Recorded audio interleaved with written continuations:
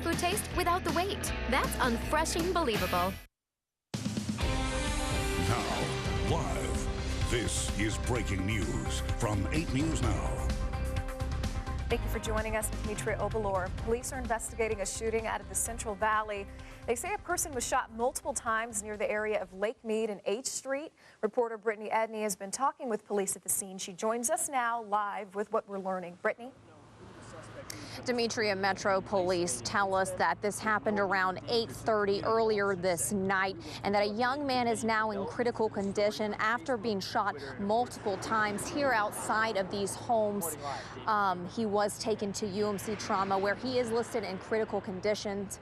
Metro detectives and investigators are still on scene looking into what exactly happened here tonight. I can tell you that right now it is too soon for them to determine whether or not drugs or alcohol could be involved with this case. They also say they don't have a suspect description at this time, but they're very committed to figuring out who's responsible for this violent attack.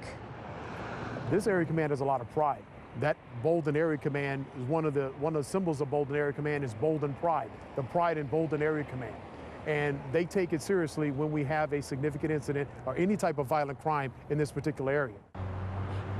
And anyone with any information regarding this case is asked to call Crime Stoppers. Back here live, Metro investigators tell us that they do believe this to be an isolated incident. They say they don't believe anyone else, but specifically also in this area, is in any kind of imminent danger. For now, reporting live, Brittany Edney, 8 News Now.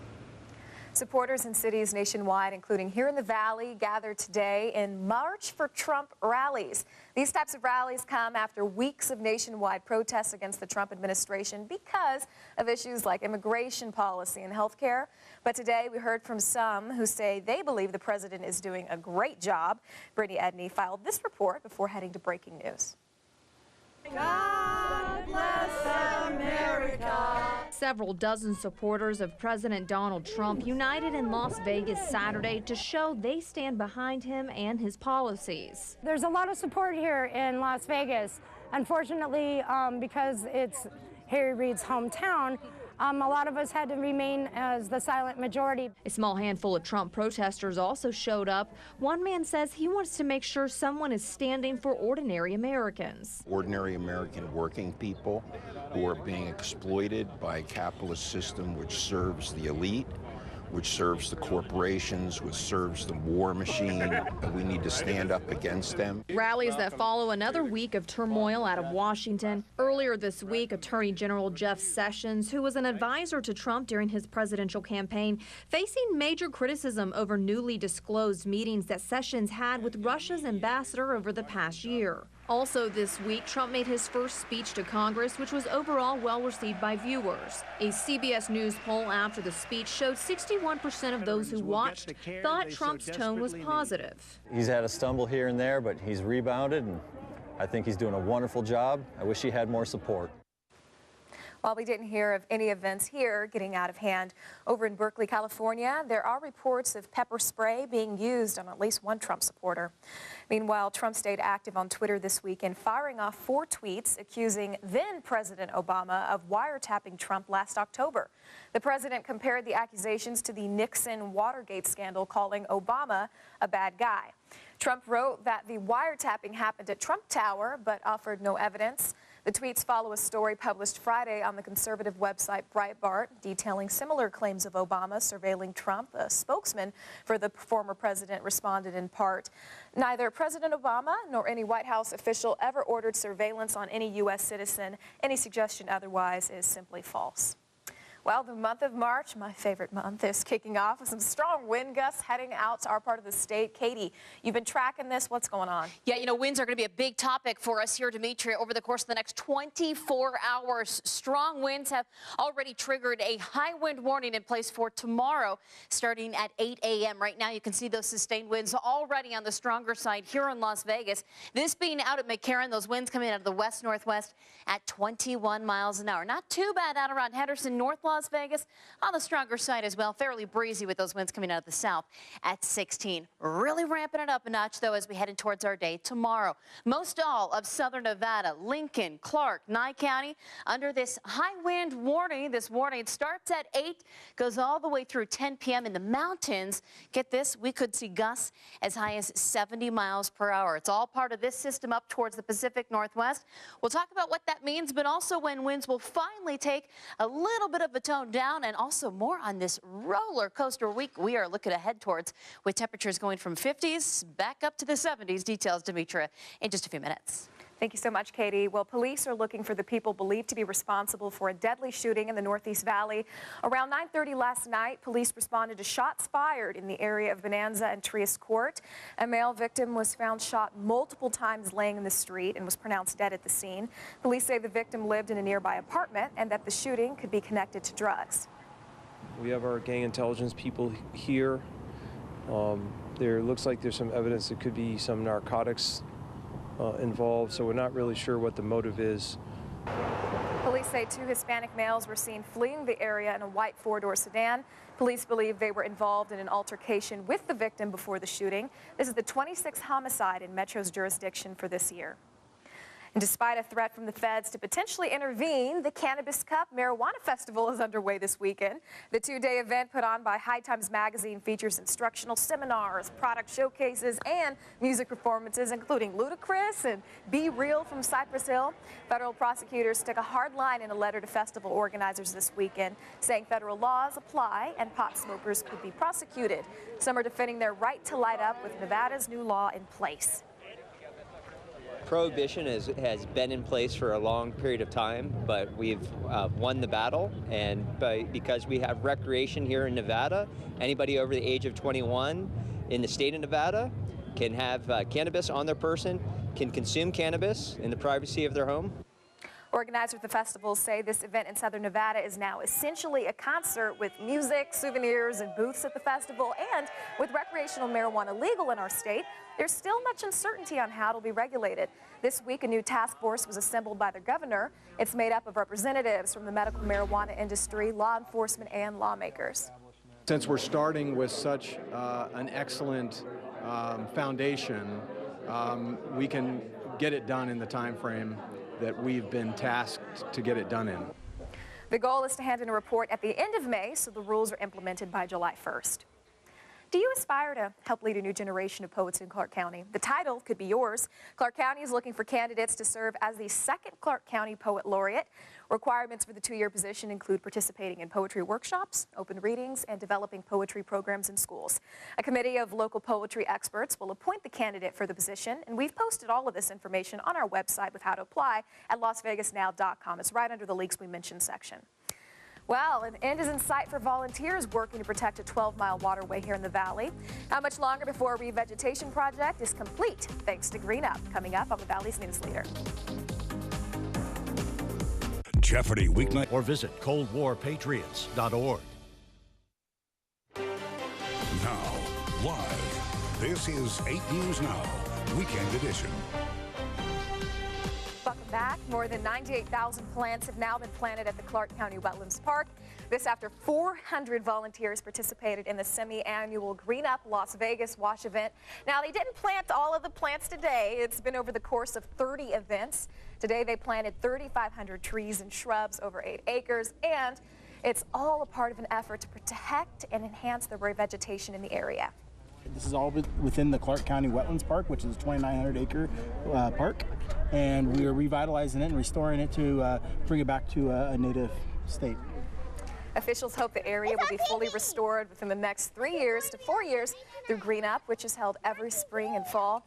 If you'd like to sign up for the next event, visit the website located on the bottom of your screen. Well, next week, the Red Cross of Southern Nevada will launch its annual Fire Hurts, Red Cross Helps campaign.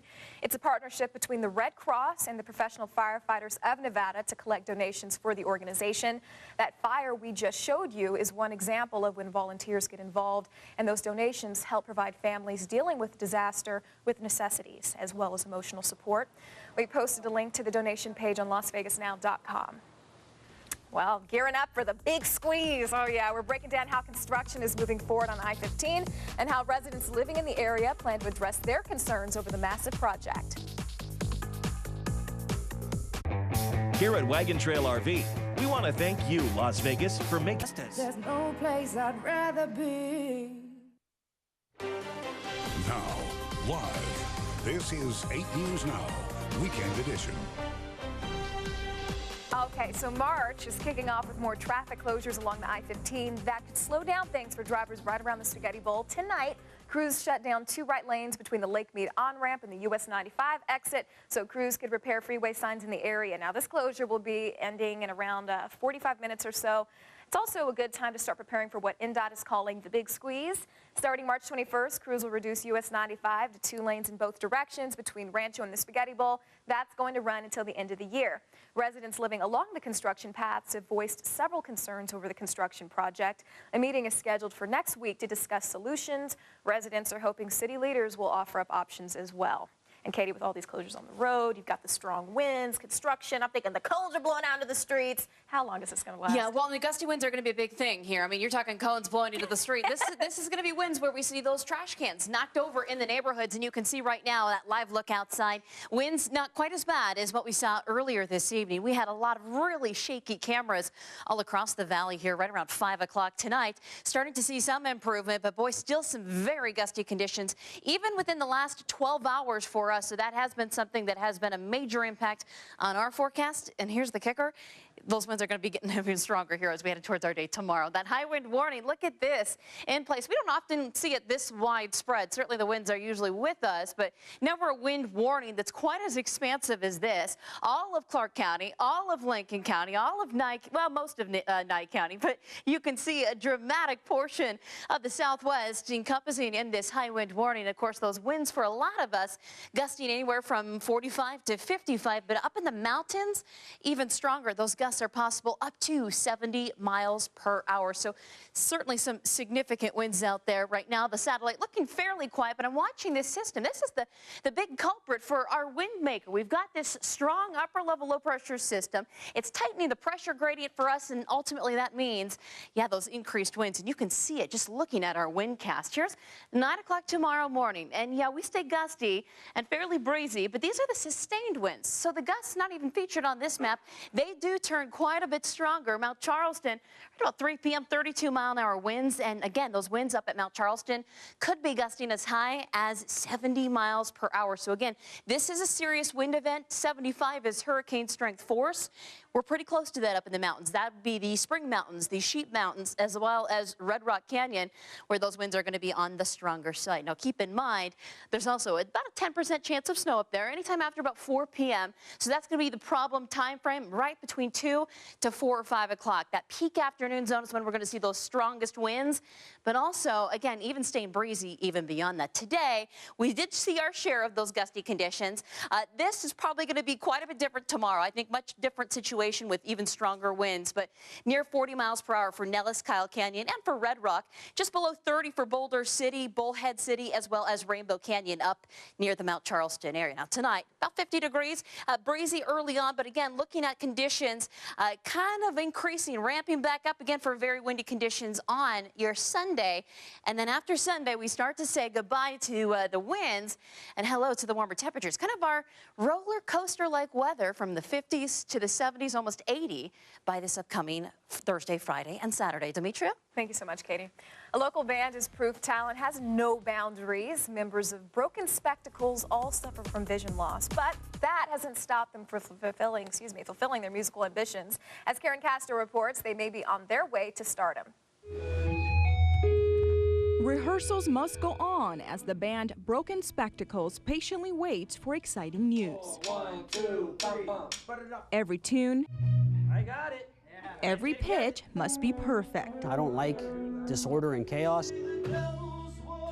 Gustavo Covarrubias Garcia is the leader of the group, which auditioned for a talent show televised nationwide. The audition was super scary because I was under the impression that we were going to walk into a huge stage with an audience and judges and all this stuff, and we walked in and there was a lady there with an iPhone recording us.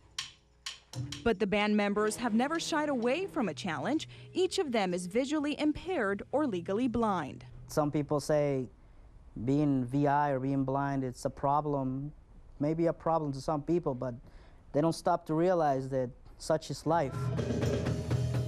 Christian Norve uses his keen sense of hearing to play bass. He says he doesn't think he could learn how to read music even if he could. It's music. You just have to do it by ear.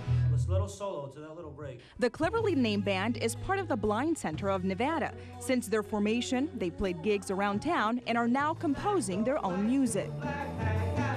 Right now we have like 3 songs that are completed already, kind of like they're like studio versions. Garcia says they are each other's inspiration, and whether they make it on the show or not, he says they gave it their best shot. I'm really proud of my guys because we worked really hard for that audition, and we got in there and they did everything as we practiced it. We put our best foot forward. Broken Spectacles will learn their future on the show in the coming weeks. Karen Castro, 8 News Now. You can watch Broken Spectacles during a live performance on Las Vegas Now Wednesday at 4 in the afternoon. All right, we're going to... When you travel abroad and need help, Free membership or visit coldwarpatriots.org.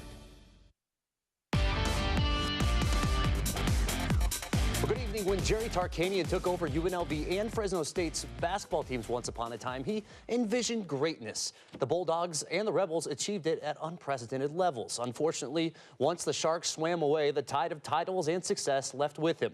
Both programs in a fight for respect and viability in the 2017 regular season finale. UNLV looking to win back-to-back games, which is like a solar eclipse for this season and this team. Great ball movement leads to Jalen Poyser knocking down the jumper. That was good for 3. Great start for the Rebels, but it gets messy in a hurry. Deron Hopkins with the Bulldog burglary and the bucket. Great finish for him. UNLV not staying close to the three-point bombers early, and they pay the price. Jamel Taylor torching the net for 3.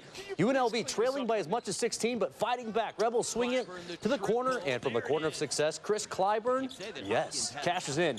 Check Dembele, not always in the stat sheet, but makes a dramatic appearance today with a slam 35-24 at half. UNLV down 16, but here's a Troy Baxter sighting. The freshman flies in and finishes. And then Chris Clyburn scores, but it just was not enough. Clyburn had 18 points, 12 rebounds, but Jamel Taylor and the Dogs were just a handful. 4th straight win over UNLV, 72-59 today. UNLV baseball lost a heartbreaker last night at San Jose State, swinging with redemption today. Max Smith drives in 2 to give the Rebels a lead in the 5th. It's 4-1, and that's when Justin Jones gets aggressive. The Crusher from Coronado High School delivers 3 runs. Come on down, 7-1, UNLV cruising. How about starting pitcher Larry Quaney III? Pitched a complete game and surrendered just 1 run. 7-1, UNLV wins. Larry Quaney making the first 2 Larry Quaneys proud today. UFC 209 took a swinging leg kick to the face yesterday when Khabib Nurmagomedov, well, only going to say that one once today, dropped out of the co-featured title fight with health issues. It was a blow, but not a knockout, as the welterweight main event between Thompson and Woodley carries the show. T-Mobile Arena hosting UFC 209 in the fight capital of the world right here in Las Vegas. The 2 fighters have great respect for one another, but we're both cautious. It didn't make for a compelling rematch. In fact, the bout was evenly fought for 4 rounds. Woodley picked his spots for aggression and was able to outmuscle the Wonder Boy Thompson at times. In the final 30 seconds, Woodley unleashed a flurry of flying hands and elbows, and the judges say that was the difference. A debatable decision, but it goes by majority to Woodley, who keeps his welterweight title belt by majority decision. Las Vegas has felt like home to Gonzaga the last decade as the Bulldogs fill their rafters with West Coast Conference Tournament champion banners. And they all have been earned at the Orleans. But it is the home for their bright young star, too. Bishop Gorman grad Zach Collins in the house. The University of Pacific had no chance at spoiling this homecoming. We go to the Orleans, which puts on as good a tournament as anywhere in the country. Zach Collins is in focus. Played only 16 minutes tonight against Pacific, but he pummeled the Tigers with his opportunities. How about this? Darting to the hoop and scoring. And check out the high-low game between 7-footers. This is why the Zags are going to get a 1 seed, and they're going to be unstoppable in the tournament. And check out the defense and agility by the former Gale 7-footer on the other end in the second half. Not in his house. And it was his house, as does Gonzaga. The Bulldogs win 82-50. Zach and Coach Mark Few are excited to march into madness. Lately, I've been watching highlights from the tournament from last year, from 5 years ago, just all the amazing moments and all of the, down by 2 seconds left, game-winning shots, and it's going to be amazing. I'm going to be a part of that now. And my whole life I've been watching it on TV, so it's going to be amazing to be a part of moments like that. I mean, we just hammered and hammered and hammered away, and then they finally broke. So it's a great entity to have, and I think it will be also in the NCAA tourney. Oh, 2017, a year of surprises, the election, the Oscar Best Movie announcement. Warren Beatty wants that one back. The least surprising thing of 2017, though, is Kyle Busch winning an Xfinity race, the 87th of his career, an ongoing record. The high school grad takes the checkered flag for the second straight year in Atlanta and celebrates by, of course, ruining tires and causing all sorts of smoke issues. But he can afford it, so why not? And we all remember our first. For Arkansas freshman Jonathan Holmes, his first bucket led to a frenzy, orchestrated by himself. Purists say, oh, act like you've been there before, but he says, I haven't. After the acrobatic shot, he high-fives fans on the sidelines in the luxury seats and then, well, blows more kisses than Queen Elizabeth. Razorback royalty will gladly appear at birthday parties and bar mitzvahs, I'm sure. That's all for sports. Let's send it back over to Demetria for more news. Thank you so much, John. Well, Pizza Hut is getting in on the March Madness excitement with their unique shoe creation, the new pair of kicks designed by the pizza chain that's changing the way you can get your pizza delivered. We've got that story next on the Valley's News Leader. Dr. Q here from Star Nursery. Watch Desert Gardening News every Sunday morning when you get here. This portion of 8 News Now is sponsored by Southern Nevada Toyota Dealers. Now, live, this is 8 News Now, Weekend Edition. Okay, so you'll definitely get a kick out of Pizza Hut's new way to place orders, Pie Tops. Pie Tops, not high tops. They're sneakers that order up food by pressing a button on the shoe's tongue. Bluetooth technology lets Pizza Hut know exactly where to deliver the pies. The limited edition shoes are designed to coincide with March Madness. They've only made 64 pairs, the same number of teams in the basketball tournament. Majority of the shoes will be given away, though, as part of a promotion, but some may be made available to the public, and John's already placed his order. He does like his sneakers. I do like my sneakers. He does. You're the sports use a guy. landline. You're the sports guy. You have to have those shoes. I don't think any of his other ones do that, so right? something new. Yeah, for any news, anytime, just go to our website, lasvegasnow.com. See you tomorrow morning.